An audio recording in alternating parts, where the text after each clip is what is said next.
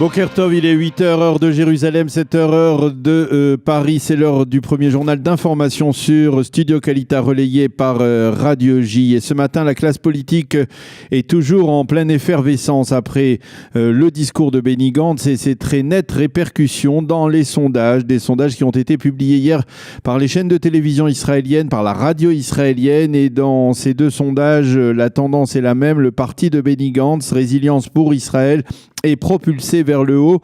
Il passe de 12 mandats avant le discours de son leader à 21, voire même 23 mandats, ce qui est une progression considérable. Les résultats de ces sondages permettent d'établir que Benny Gantz prend surtout des voix à Yesh Atid, Yair Lapid, qui ne conserve plus que 9 à 11 mandats, mais également au Parti travailliste, qui ne se retrouve plus qu'avec 6 mandats, au Foyer juif également, qui n'a plus que 7 mandats, ou encore un Moshe Kahlon, qui est en train de frôler le seuil d'éligibilité avec son parti Kulanu. Par contre, Benny Gantz n'affecte que très peu le Likoud. Les sondages ont également prouvé qu'un bloc de centre-gauche qui serait dirigé par Benny Gantz obtiendrait 35 mandats, alors que s'il était dirigé, ce même bloc par Yair Lapid, il n'en obtiendrait que 30 mandats.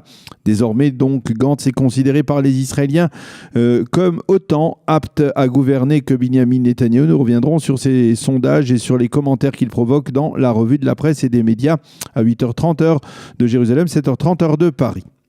La manifestation de protestation de la communauté des Israéliens d'origine d'Éthiopie après la mort de l'un des leurs, Yehuda Biadga, tué par des policiers il y a 2 semaines à Holon. Cette manifestation s'est déroulée dans le calme hier à Tel Aviv. Pendant plusieurs heures, la police israélienne s'est faite très discrète. Elle a même laissé en fin d'après-midi les manifestants descendre sur le périphérique d'Ayalon et bloquer la circulation un mercredi à 1h d'affluence, et ce dans le but de laisser cette communauté en colère s'exprimer. La manifestation s'est donc terminée dans le calme sur la place Rabin vers 9h, vers 21h, mais il y a un mais, après la fin officielle de ce rassemblement qui a réuni plusieurs milliers d'originaires d'Éthiopie, on a assisté à des débordements de la part de quelques dizaines de jeunes casseurs de cette communauté venue délibérément en découdre avec la police.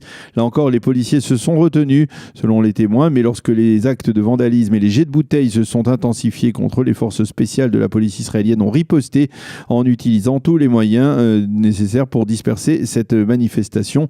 Bilan, 11 policiers blessés, 6 manifestants arrêtés. Selon les témoins, le bilan aurait pu être encore plus lourd. Les responsables de la manifestation ont d'ailleurs condamné les actes de violence de ces plus jeunes manifestants. Pour l'une de ses premières apparitions publiques depuis son entrée en fonction, le chef d'état-major de Tzahal, le général Aviv Kochavi, s'en est pris hier soir au Hezbollah. Il l'a qualifié d'organisation qui bafoue les règles de la guerre et les valeurs humaines. Le Hezbollah est une organisation terroriste qui veut nous porter atteinte et conquérir notre territoire, a dit le général Aviv Kochavi.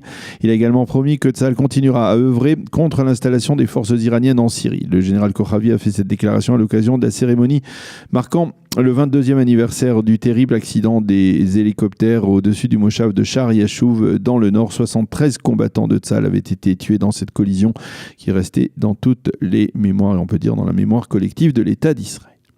La ligne de chemin de fer entre Jérusalem et Tel Aviv, ou plus exactement pour l'instant la ligne entre Jérusalem et l'aéroport Ben Gurion, a encore été paralysée hier par une sérieuse panne. La 3e en 3 jours. À la direction des chemins de fer israéliens, on affirme que ces pannes sont presque normales dans la conjoncture actuelle, car elles sont liées à l'installation du réseau de chemin de fer électrique qui prend plus de temps que prévu. On rappelle que la ligne est en rodage et que c'est la raison pour laquelle les passagers peuvent l'utiliser gratuitement pour l'instant. La vice-gouverneure de la Banque d'Israël, Nadine Bodo-Trachtenberg, a annoncé hier son départ de la Banque d'Israël à la fin du mois de février.